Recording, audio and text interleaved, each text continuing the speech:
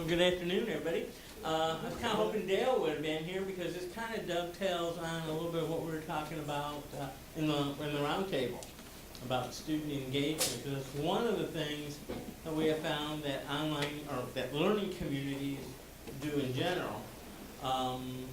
Something else that Dale talked about is in our next slide about teaching is a calling kind of thing. Here we're warned, don't do it if you're not going to go at it full force because you're going to be judged more harshly than if you're a blacksmith or something. There's something to be aware of, that it is important and has been deemed important for thousands of years. So doing it well, doing it right is very important, and it is part of our overall calling. It kind of blends with the university motto, find your calling. Well, we have found our calling, now we need to make sure that we're working it, and pretty much working it every day. Okay? What is an online or a learning community? It's not a new concept. It's a concept that's been around for a long time, and traditionally, your smaller liberal arts colleges, learning communities have thrived for a long time. It's basically loosely organized group that focuses on continual learning. Every class should build to some degree or extent on the other. That would address our general education issue that we had. How does that art class, how does that chemistry class fit into my business curriculum or my political science curriculum? How do these fit together? Because if we truly believe the mission of liberal arts education, we have to believe that they do fit together. That they're not just a variety of classes with no rhyme or reason, no relation to anything else. They should be fitting together somehow. The spirit of collaboration, not only among the students, but also among the faculty. And when we talk about the study, we'll talk about how we accomplish that. Goes back to something else we talked about in the round table, this whole peer evaluation type thing. The students assess the faculty assess the students, and how the students can assess each other. It's a great way for accountability and hopefully engagement. You never know. And then it just builds an overall sense of community. A sense of belonging, if you will. And we looked at that very carefully from the online perspective because, they're not putting on a uniform. Now, they're not coming and sitting next to their buddy in class. They may never see their buddy. If they get an online degree completely online, and they see a picture, they may never actually meet the person face to face. So part of the online community, learning community, is to build that sense of belonging. Oh, yeah. He's my partner. He's in my team. He's in my group. He's this, he's that. You get that a lot more in a traditional classroom setting than you do in an online classroom setting. So from our perspective as educators, learning communities can give us a lot. And again, this is whether it's an online learning community or an in-house learning community. Some colleges have gone so far as to have special portions of dormitories set aside for learning community. And if you're a pre-med major and you're doing this or that, you'll be in this dorm. We see that a little bit with international students at some universities, where there's an international dorm, but it's really not a learning community because they may be off in 100 different directions. A commitment to goals and results. There's an MBA class going on right now, it's not my class, that they've been working on a group project. They were here till after midnight last night, putting the final touches on it. It's not due till tomorrow. they've put hundreds of hours into this when they weren't really required to do that. I've seen it. It's really over the top. It's the kind of stuff that we like to think our students are capable of doing. I believe they're capable of doing. God bless you. But at the end of the day, we don't ask them to do it. We've now asked them to do it, and I think once you see the results, I think you'll be very, very pleasantly surprised. An aligned curriculum. This is where faculty have to kind of put down their borders a little bit and forget about their territory versus your territory and work together to line up the curriculum. This goes back to the point I was saying about how Bill's class has to build on my class, which has to build on Chuck's class. Everything has to fit together for this learning community to function at 100%. It gives them expanded competence. We can do that. This group that I was talking about, these MBA students, they put together a video, they put it on YouTube, they've done this, they've done that. They've done all kinds of things that I haven't seen done here, but I have seen other schools do it. Not faculty, students. So, we're starting to see that by asking them for that, they're delivering that. And I think that it's more likely to happen in a learning community environment. Because not only is their competence built, but their confidence is built. I'm with the same group of people. I know Chuck's strengths and weaknesses. I know Ann's strengths and weaknesses, and they know mine. And so when something comes up in a project, who are we going to go to for this? Oh, well, no, that's Ann's specialty. I'll take that to her. I will learn from her. Hence, learning community. They're not getting all their learning from me. They're not getting all their learning from a textbook. They're actually learning from each other. That kind of goes back to John's point about the classroom discussion in the online environment. It's not, here's a question, there's a student answer. It's more involved than that. Now I have to go back and I have to comment on 2 or 3 other students' answer. We actually have to discuss rather than just comment or reply. Collective inquiry. Again, this is something that I've seen with this MBA group project that is going on right now, which I think, like I said, it's not my class was so involved in this, but the work that they've done as a group to research things out. And it's not research from looking in journals and that, it's actually getting out, going around campus. They've done some amazing things as a group, collectively. They're digging deeper than just any one individual or 4 or 5 individuals would go. As a group, they're going much deeper. And of course, resource sharing. And that resource can include experience, especially with non-traditionals. They have a ton of experience that in a learning community, they're going to be able to share. They're going to be able to relate to each other with their experiences and their expertise. How can we benefit from a learning community? Obviously, there's a whole bunch here on the board. Gain an understanding of knowledge gained in one subject and how it can be applied to others. Kind of goes to the notion of prerequisites.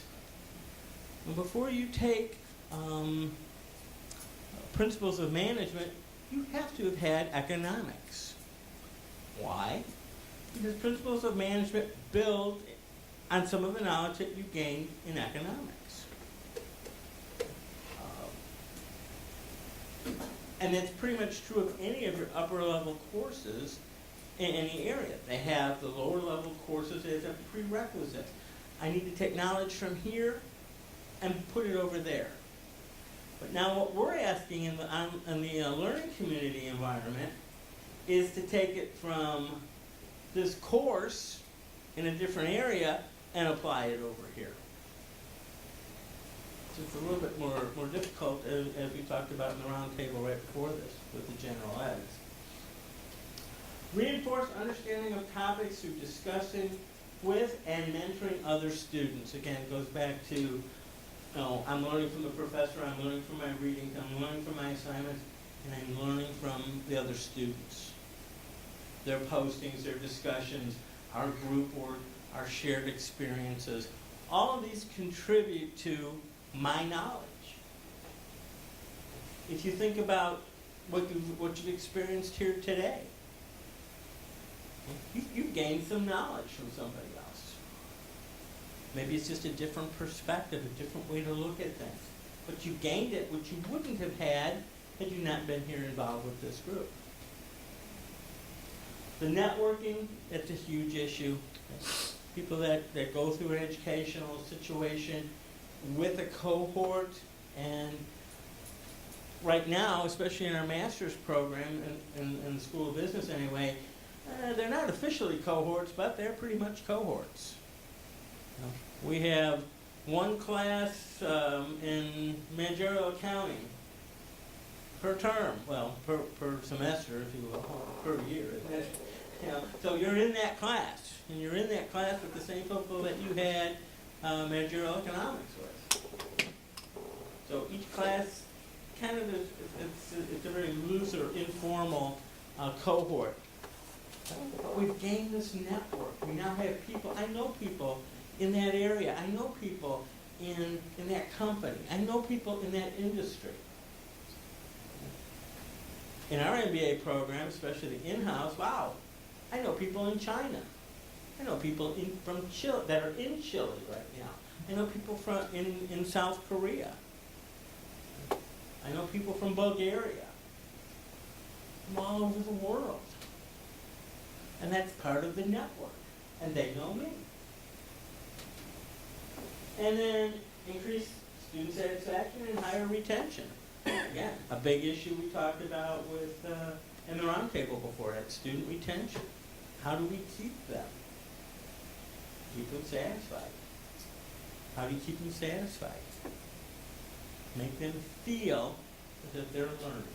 Make them feel as if they're getting their money's worth. Because education isn't cheap.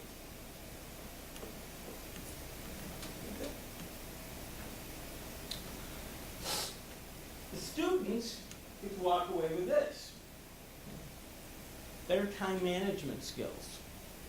You've got people waiting on you for something, and you don't do it, you know you're going to get evaluated by these students, your peers. You know, it's not a good situation. So you want to make sure that you're getting your work done on time. If there's a meeting at 8 o'clock, they're not looking for a meeting at 8:30. They want you there on time. So the pressure starts to build. We see this problem a lot with our on-campus undergraduate students. How many students do you have coming to class late? 5, 10 minutes or more. Or turning in assignments late. I've known several faculty members here and at other schools when class starts at 6 o'clock, they go over, they lock the door at 6 o'clock.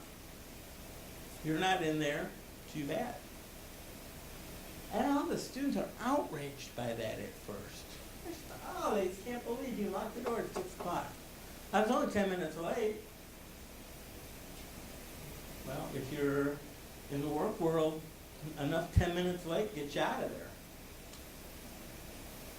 If you're a nurse or a doctor, 10 minutes, well, if you're 10 minutes late for surgery, not a good thing necessarily. Obviously, the notion of enhanced teamwork. I know that my group is counting on me to do good work, and I am counting on them to do good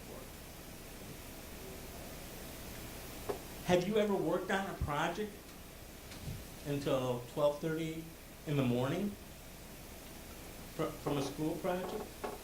Those of you that have worked on dissertations, yep, perhaps. Imagine working with a group of people for that. That's a lot.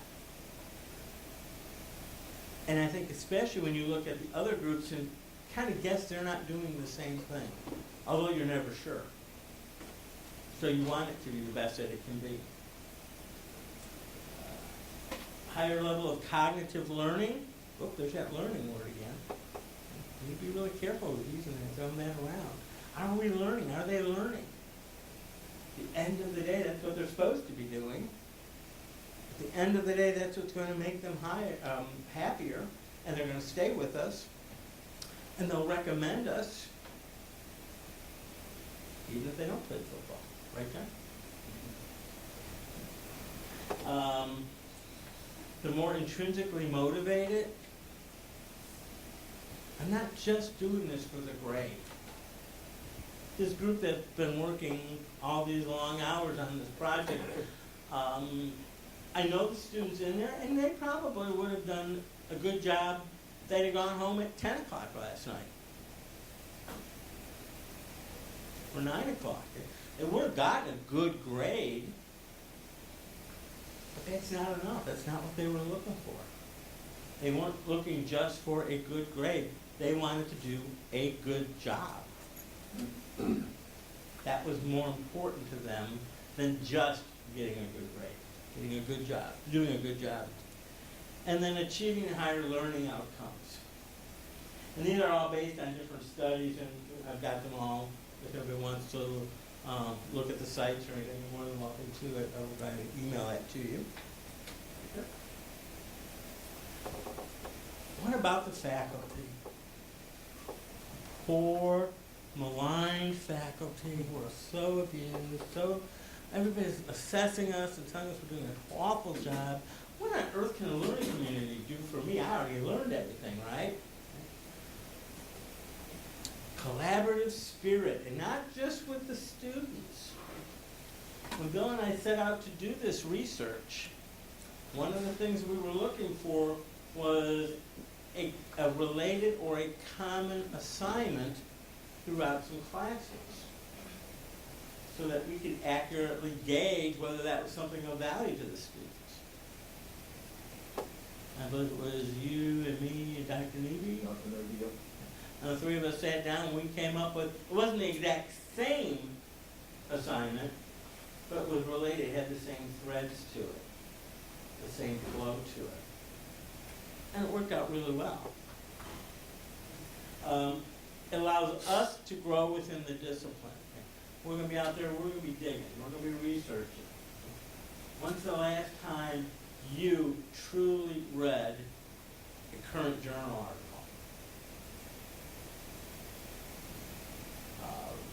Because our students are now performing up here, it's not good for us to be down here. We need to be on the top of our game because we're requiring that of our students, and our students are delivering that. So we need to be at the top of our game. We need to be actively involved in our field, in our discipline. Overcoming traditional isolation, especially when you're new. Coming into a college and you go to class, you do your lecture, you go back to your office, you sit in your office, you go to your next class. Not so much. Because we have this collaborative assignments and we're working together on these things, you're making connections within the university. It can be within your department, it can be outside your department, depending on your own preference and the way that your research flows. And then you actually can get excited about your job again. I can't imagine going to class day after day, year after year, decade after decade, with the same notes, lecturing from the same material, giving the same tests, grading the same tests. No. We shouldn't be doing that. And learning communities force us out of that. That's not good enough for these students. We talked about entertaining the students in the round table. Yes and no, but how about challenging them? And in order to challenge them, challenge yourself. You have to get out of that box. You have to put away the multiple choice tests for every week and do something different. Shake it up a little bit. And for the university, of course, we already mentioned higher retention rates. You get a better sampling of diversity across campus, because we're not going to have the all-white male learning community. That's not what we want to be. This group, this MBA group, I know they have 2 international students and 2 U.S. students in there. Mixing it up, keeping things more diverse. More diverse is better for recruitment, more diverse is better for retention, which gives you more social tolerance.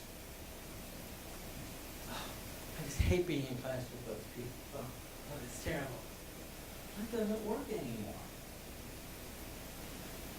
You're engaged with those people. You're knowing these people. I personally believe that, you wouldn't have any racial issues if everybody knew somebody of a different race or a different ethnic group. I mean, literally knew them, not knew of them, not knew them to see them. You know them. And that's what one part of the learning communities does, because it grounds people together. Of course, we talked about recruitment and retention rates, flexibility and responsiveness. It's amazing what these student groups will ask of the administration. And amazingly, they get a lot of it. A couple of years ago, I had a healthcare finance class, and we were doing a fundraiser for the Ronald McDonald House. And one of the things, we had gotten some tickets to the UK Campbellsville basketball game. Remember, we did that a few years ago. And we put 2 in a basket for an auction, and we wanted to raffle the other 2 off. Oh, I'm sorry, raffle the other 2 off. And our good Baptist college, we were going to gamble? No, they contacted President Carter, and he's like, yeah, go for it.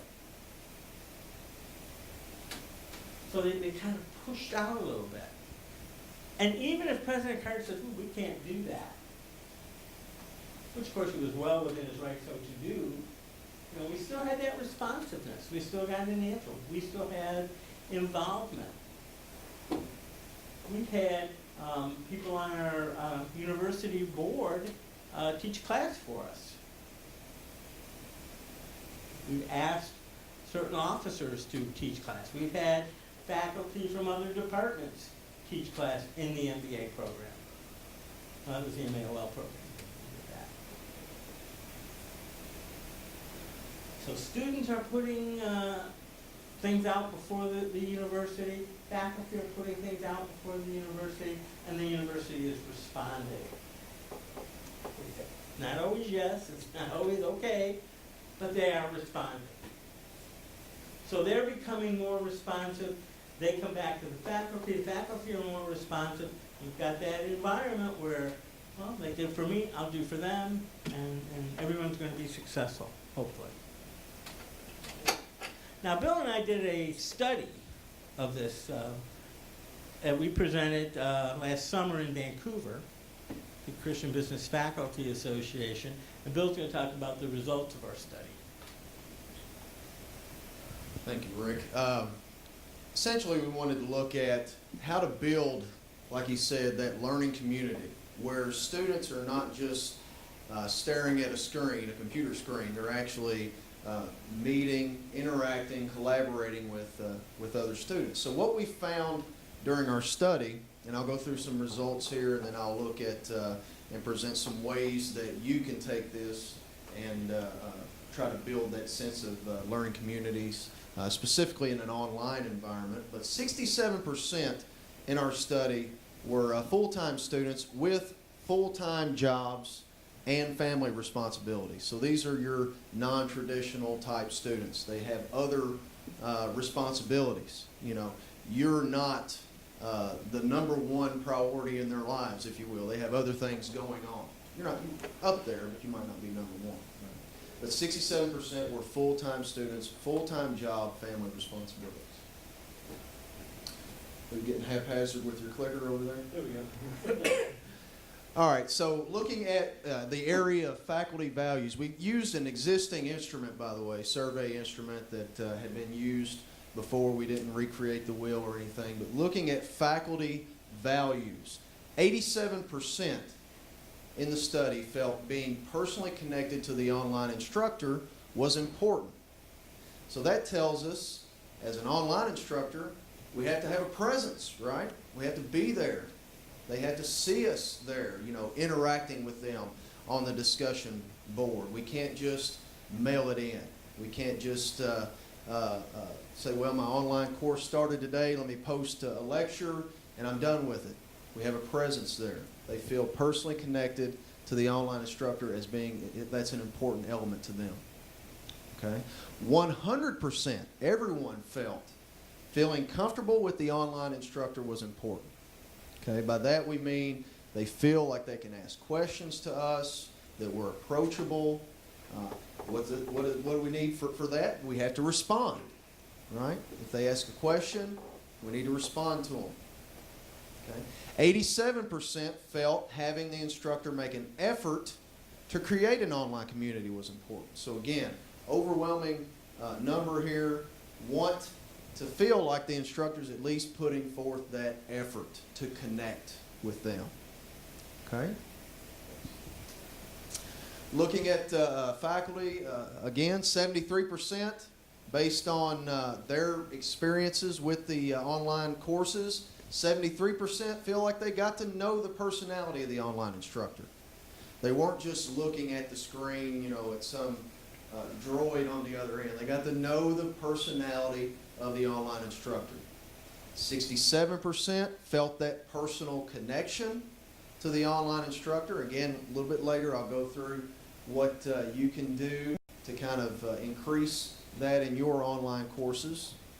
93% felt comfortable with the online instructor. They could go to him or her, ask questions, interact.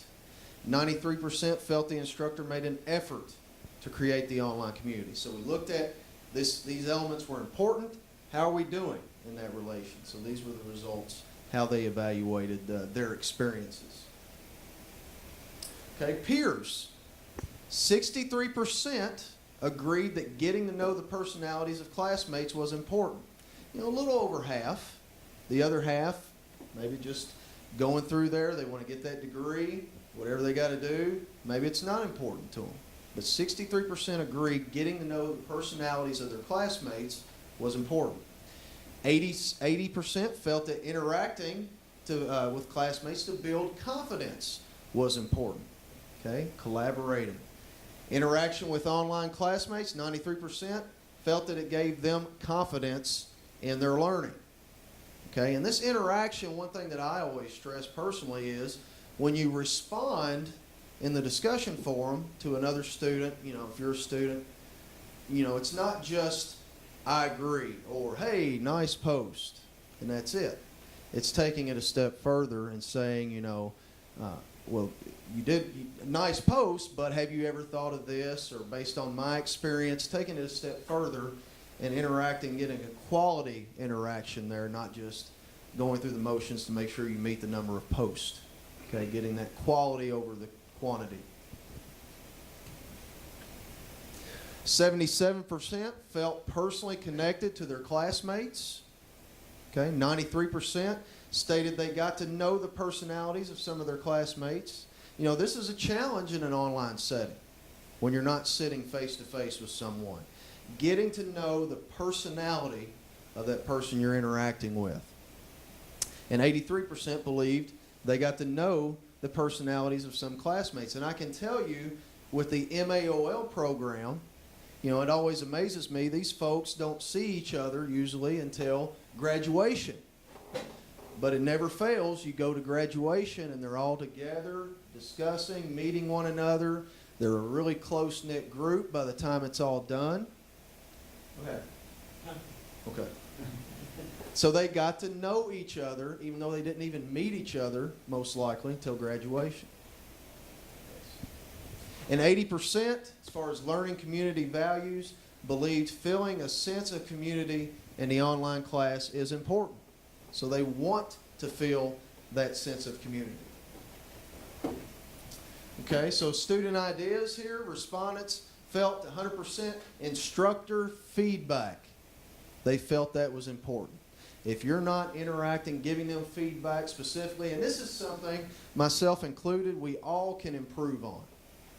You know, giving feedback, writing assignments, being specific in what they need to work on, not just giving them a grade and leaving them with questions about, okay, what does that mean? Being specific, giving instructor feedback to our students. Timely responses to emails. Okay? Personally, I check my email 365 days a year. Saturday, Sunday, whatever. I just get on there and check it. You know, I may have to say I can't, you know, I don't have what I need to get back to you right now, but I'll get back to you tomorrow with this, but I'm responding to them. Okay? And I'm not saying you have to do that every day, but that's just what I do. Okay? They feel it's important. They have an email, they have a question, they want a response to it. 96%, there's that learning community idea again. They felt that that was important. A faculty introduction, 93% felt that was important. Getting to know the faculty, maybe giving a little bit of your bio, your personal information. Okay? You know, I talk about first and foremost my Christianity. I talk about my family. Okay? And then I talk about my professional experiences, my education, that sort of thing. I want them to get to know me as well. They felt that was important. Virtual office hours. Okay? Being available to them where they know they can go in a instant message, however, whatever format you want to use. They know how to get a hold of you. They know at these particular hours during the week that this faculty member is going to be logged in. If I want to have a real-time discussion, I can get on there and do that. Okay, they felt that was important. 75%, these cooperative learning projects, these group projects working together, they felt that was important as far as their idea, their concept of building learning communities. And an instructor homepage, 73% felt that was important as well. You know, an area they can go and find out more of their from their instructor, about their instructor, interact, that sort of thing. Okay. And of course, that helps them get to know the Exactly. better. Exactly. Okay. So some prescriptions. What can we do to build these online learning communities? And I keep walking in front of the board here, sorry. I'm trying to stay put like Rick. You know, he did such a great job just standing here. I'm moving around everywhere. Yeah, she's having to probably move around. Cohorts. Coming in at the same time, taking the same classes, graduating at the same time. That sense of togetherness is going to be improved. Okay? And we've seen this with the MAOL program. I told you they're a tight-knit group, even though they don't meet a lot of times till graduation. Shared assignments across classes. That's what Rick alluded to earlier. Having that common thread. I believe our common thread was Christian values. We integrated that through the assignments in several of our courses. But sharing that sort of concept, that familiarity across classes. Strong faculty presence. You have to be there. It's an online course, but you know, I argue it takes as much or more discipline to be there, to be in the course than it does in a traditional classroom. You have to make even more of an effort to ensure they know that you're there for them. They're not just, you know, getting an automatically generated response from some robot on the other end. They have to know that you're there, okay, and you're interacting with them. Group work, you know, some students, group work, you know. But what I've found is sometimes that isn't comfortable to do group work, to rely on someone else to do their part. Your success depends on someone else doing their part, right?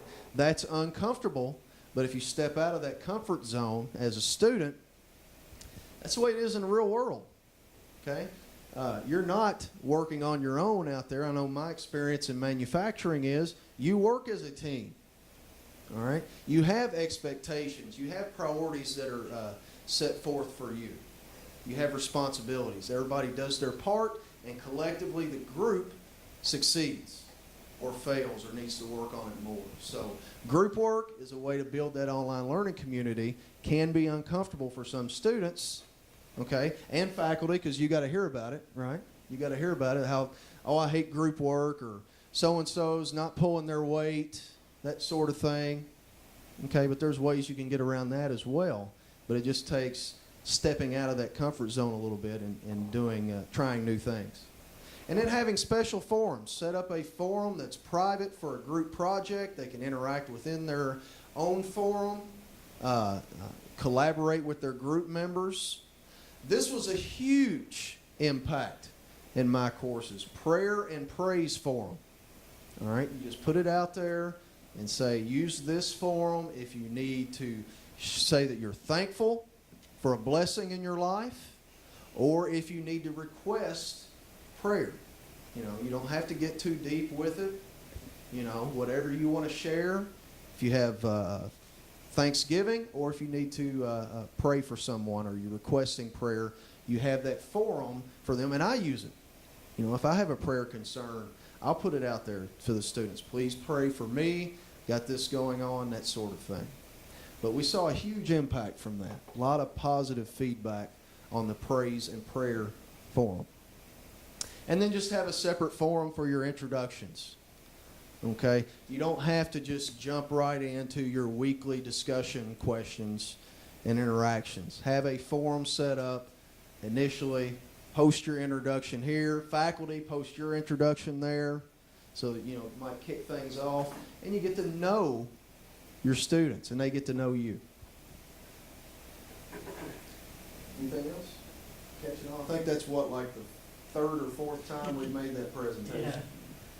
Rick and I collaborate quite a bit on that. We're pulling Chuck and Ann and everybody in with us. Down with that, Down, up or down with us. Any questions? Is that presentation available, like, can we access it, or? It can be, yeah, we Yes, talked. I'm going to have a resource out there that has all of these available. How big was your study group? 20, It was with an MBA and MA on four, Yeah. so probably high 30s maybe. Yeah. It was small. yeah. We probably, that's a good question, and one thing I was thinking about in the back of my mind as I was presenting, we probably should revisit, you know, and it wouldn't hurt to do this study again. It's been, you know, what, about a year ago when we did this study. Revisit it again, see if we've made improvements in those results, and maybe even take it a step further as far as our sample size, try to get a bigger sample size there. Good question. Have you had much experience or success using these same techniques in an NC class? I've never tried that. It might be something to look at. Yeah, I teach so few traditional courses. I have tried to carry over some of that, but it's just, it's different. Well, the whole idea of a cohort is much more different than undergrad, because people are here, gone, where the master's classes are taking a prescribed set of classes. But something we probably could look Sure. at doing in in-house graduate classes. Yeah. I do want to give credit to Jennifer Graham, because she gave us one of the ideas on the group project discussion forums. Have a place where, if we're working on a project together, our group can go away from the other groups, and we can discuss that. And that was her idea. I want to give you credit for that. One big thing too that Rick and I have talked about time and time again is, you know, is every idea that you have or change that you make, is everything going to work out great? No, it's not. You're going to have times where you think, phew, that just didn't work too well. You know, that just did not work. But the key is to have that concept of continuous improvement. We can apply that as faculty. But you do have to, you can't get stuck in that same rut. You have to be willing to step out of your comfort zone, make changes to your courses, okay, to try new things. Okay, that, get rid of the same multiple choice test bank that some of your students probably have a file cabinet with all of the previous times you've given that test. From right? their parents. Or their parents even, right. But step out of that comfort zone and try new things. It's not always going to work. I tell Rick and I tell Pat this all the time. I'll try new things. They might not always work, but I'll try them.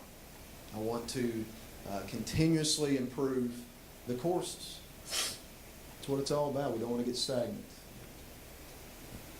Anything else? I tried this. You all did this presentation last year at the faculty workshop. Yes. And I actually tried it in one of my classes, and it really worked out great. What did you try? Which one? I used it. I used the group project idea in my social problems class, and I made the students break into 3 groups, and there were probably 20-25 students in the class, and they had to create a research paper together on a topic related to crime, some specific aspect, like politics or economy or something like that, something really broad that they could find ample research on, but that they had to work together on. And there was 2 or 3 students that refused to cooperate, and the night before, hey, what are we doing? And you could tell that they didn't contribute anything, but for the most part, the work that they produced was way beyond anything that they could have done on their own. And Right. I was really impressed. Excellent, excellent. One thing I've tried to do with group work in particular is if you provide them like a peer evaluation form, that they can send to you confidentially, that way they don't feel like they're tattling on anyone. And then, you take that information. Because if you've got, let's say, 4 people in a group, let's say Chuck and Ann and Rick and I are in a group, okay? And Rick, for some reason, just has something personally against me. Can't stand me. We love each other. Let's just say it's something personal. He evaluates me low on the peer evaluation. But Ann and Chuck, God love them, they evaluated me well.